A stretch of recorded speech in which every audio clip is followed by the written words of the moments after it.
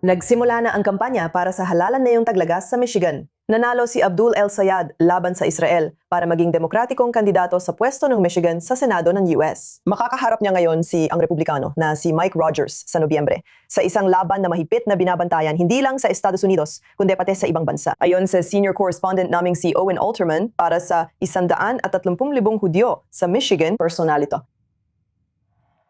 Natapos niya ang primary campaign na nakasentro sa mga issue ng Israel at mga Hudyo. Papasok siya sa general election na may parehong issue.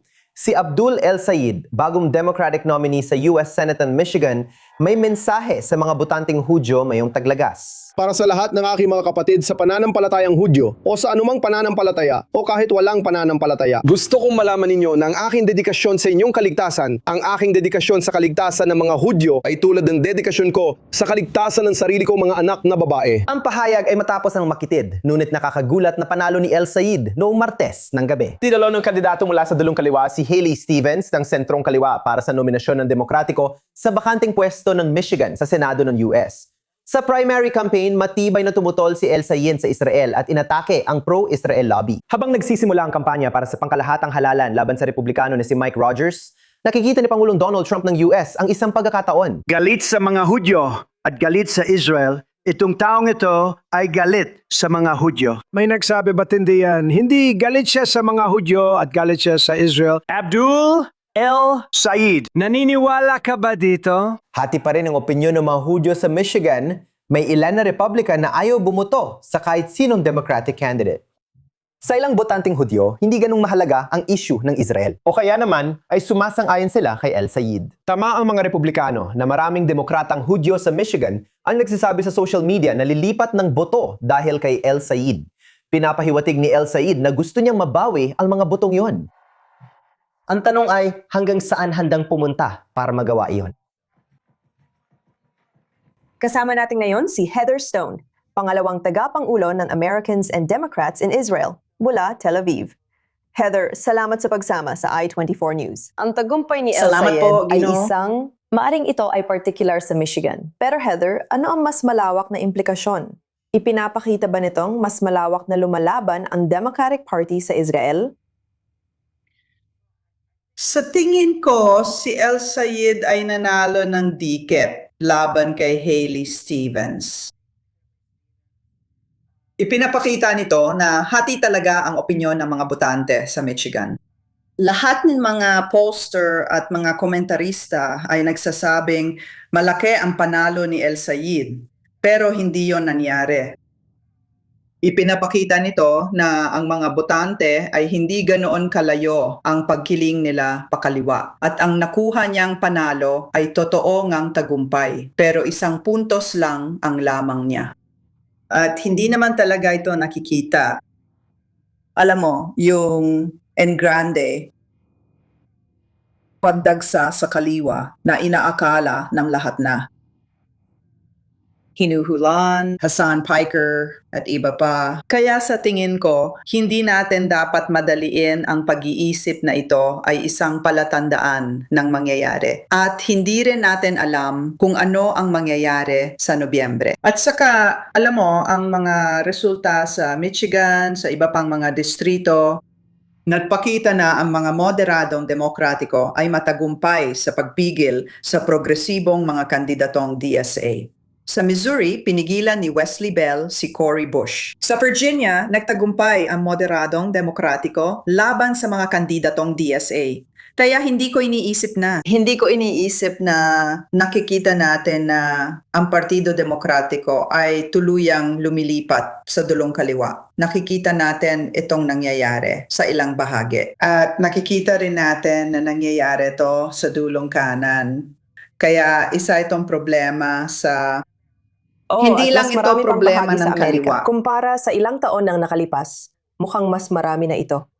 Kaya, saan natin ilalagay ang hangganan sa pagitan ng lehitimong pagpuna sa Israel at isang partido demokratiko na maaring maging laban sa Israel?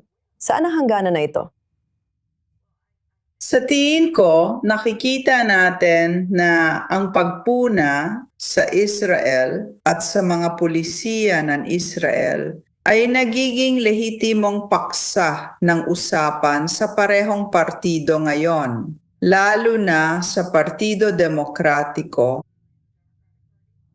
lalo na sa mga mas batang demokratiko. Hindi lang sa halal na opisyal, pati sa mga botante din. At sa tingin ko, kailangan talagang harapin ito ng Israel kung gusto nilang mapanatili ang suportang mula sa gobyerno ng US na sinasang-ayunan ng magkabilang partido. Ngayon, alam ko na nagsalita na ang punong ministro dito tungkol sa paglayo mula sa pagtanggap ng suporta ng gobyerno ng US at suportang militar. At maaring mangyari yon ng mas maaga kaysa sa inaasahan based sa mga nangyayari sa magkabilang panig, kaliwa at Oo, sa tama mismo sa Amerika. puntong yan. Suportado ni El Sayed ang ganap na pagtigil ng tulong militar sa Israel. Maari bang maging karaniwang polisiya yan ng Partido Demokratiko sa mga susunod na taon? Sa tingin ko, hindi ito isang bagay na mangyayari agad-agad. Ito ay isang bagay na paulit-ulit tang tatalakayin at ibabangon. At masyado pang maaga para sabihin kung gaano magiging matagumpay ang mga kandidatong mula sa matinding kaliwa sa Nobyembre at kung gaano kalakas ang kanilang magiging base dito sa US. Sa Kongreso at kung magkakaroon pa ng higit sa kasalukuyang isang senador na may ganitong posisyon na si Bernie Sanders. Kung mananalo si Sayed, dalawa na sila. Well, si Senator John Fetterman in Pennsylvania, sinabi niya na iiwan niya ang partido kung opisyal na magiging anti-Israel na ang mga demokratiko. Ano ang masasabi mo tungkol sa hangganan nito? Isa ba itong tanong na naisip mo na rin? Well, American Democrats in Israel ay hindi bahagi ng partido. Kami ay isang affiliate ng Jewish Democratic Council of America na nakaayon sa aming mga pagpapahalagang Hudyo at Demokratiko. Sinusuportahan namin ang mga kandidatong demokratiko na sumusuporta sa matibay na relasyon sa pagitan ng Israel at Estados Unidos. At batay doon, iniaalok namin ang aming suporta sa mga kandidato. Dahil di dyan, sinuportahan namin si Haley Stevens sa primary election sa Michigan. At naniniwala kami na may magiging daan para magwagi ang mga demokratiko at makontrol ang Senado sa pamamagitan ng ibang mga estado, hindi sa pamamagitan ng Michigan. Naniniwala kami na may daan kami para magwagi sa pamamagitan ng Alaska at marahil sa Texas at Iowa at sa iba pang mga estado tulad ng North Carolina. Sige, siguradong midterm itong pinapanood ng lahat, hindi lang sa Estados Unidos, kundi pati sa Israel. Heather Stone, salamat sa pagsama sa amin sa I-24 News. Salamat sa imbitasyon. Natutuwa ako. Dadali natin ang usapan dito sa studio kasama ang I-24 News senior correspondent na si Owen Alterman na masasing sumusubaybay din sa laban. Kaya Owen, ano ang opinion mo rito at paano natin ito dapat tingnan sa Israel? Sa huli, laban ito para sa Senado ng Amerika. Malakay ang atensyon nito dito sa Israel, Nicole. Karaniwan, gusto ng Israeli na magising na lang kapag may nanalo na. Pero itong primary ay nagpapakita ng mga issue sa Democratic Party at mga hamon ng Israel. Ngayon, may general election na siguradong magiging interesante. Tingnan mo, tama ka, malinaw na nakakakuha ito ng malaking atensyon sa buong bansa at dito, pati na rin sa buong mundo. Bilang tubong Michigan at lumaki sa komunidad ng mga Hudyo sa Detroit, madalas kong banggitin na mas personal ang pananaw ko rito. Ano kaya ang gagawin dito ng 130,000 Hudyo sa Michigan ayon sa mga ulat sa internet? Tingnan mo, 1/3 ay Republican na boboto sa Republican kahit sino ang demokratikong kandidato. May tiyak na porsyento. Interesante kung mabilang natin ito. Maaring kulang ang interes sa issue ng Israel o sumasang-ayon kay El Sayed at boboto pa rin sa kanya. Ngunit may swing vote sa gitna. Hindi ko alam kung kalahating porsyento o 0.7% ng kabuang botanteng boboto sa Nobyembre, pero posible ang mga numero ito, Nicole, ng mga swing voter, ng mga totoong botante na hindi pa sigurado kung kanino sila boboto. Nakikita natin ang reaksyon, ang napaka-emosyonal na reaksyon sa social media tungkol sa mga taong nagsasabing tiyak na silang kay Mike Rogers sila boboto at nawala na ang boto nila kay Abdul Sayed. Nakikita natin na may ilan na nadismaya o mas malala pa sa mga sinabi ni Abdul El Sayed, pero may tendensya pa rin silang bumuto para sa kanya dahil nag-aalala sila tungkol sa mga Republikano at nag-aalala sila kay Donald Trump at sa kanyang kilusan at nag-aalala na baka ang Michigan ang maging estado na mabibigay ng Senado sa mga Republikano. Para sa akin, interesanteng subaybayan ito kahit parang baliw pakinggan. 2 araw matapos ang primerya. At hanggang saan sa All El Sayed? Pupunta ba siya at susubukang makuha talaga ang mga swing voters na posibleng maabot niya?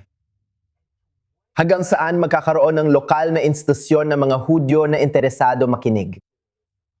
Meron na tayong naiulat sa Jewish Insider ang kinatawan ng estado si Noah Arbut na naging matatag at matiyagang tumutol sa anti-Semitismo sa Democratic Party. Lumabas at kondenahin si Abdullah Sayed, pero tinapos niya ang kanyang Facebook post sa pagsasabing kailangan nitong makipag-usap. Nicole, may maliit na pagkakataon para sa kanya na lumapit at simula niya ipaliwanag ang kanyang panig. Ayon kay Abdullah Sayed, basta imbitahan mo ako, pupunta ako. Kung ikaw ay lokal na sinagoga o community center na handang imbitahan at ilagay ako sa entablado, pupunta ako para makinig, makipagtalo at ipaliwanag ang panig ko. Wala pa tayo doon, mukhang ganon. Mula sa magkabilang panig pero ang interesting panuurin sa isang eleksyon kung saan meron kang kahit maliit na bahagi ng mga botante pero isang bahagi na para sa eleksyong ito, Nicole, ay mga botanteng iisa lang ang isyong tinitingnan. Sila ay mga botanteng isa lang ang isyong tinitingnan. Ang aksyon sa isang isyu lang ay maaring magpalipat ng ilang 10,000 boto. Iyan ay maaring maging mahalagang bentahe sa isang eleksyon na maaring maging sobrang dikit ang laban. Handa ba si Abdul El Sayed na lumabas at gawin ang kinakailangan para palambutin ang kanyang posisyon sa isyong ito o hindi?